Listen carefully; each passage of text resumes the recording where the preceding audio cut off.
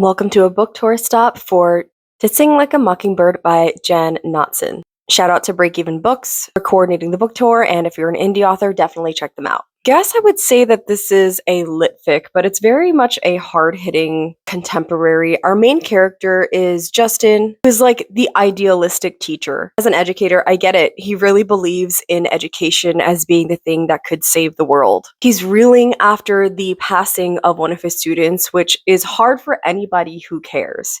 So I totally sympathize with him. He ends up working at a juvenile detention center in a struggling area of Texas and dealing with a lot of students who are Mexican or Mexican American and people who are victims of their circumstances that he's trying to build a connection with. Other characters that we have in here are his brother and a sheriff.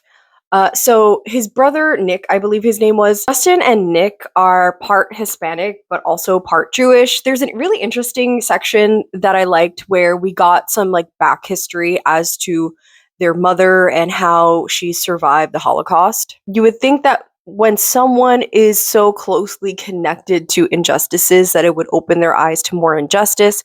However, there's a lot of cartel involvement that the sheriff is dealing with that ties back into the student body that Justin is working with. Definitely not everybody gets the message, and sometimes people just make really bad choices. So Nick's relationship with his mom is very strained.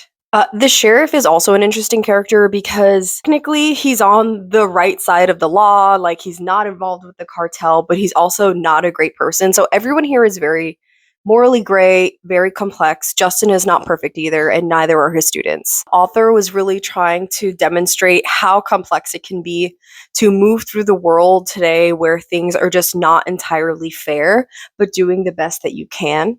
Fairness and justice can look a little bit different for everybody depending on their worldview. Sometimes, if you really want to make a change about something, the justice system or the systems that we have in place to ensure justice are not always unilaterally applicable.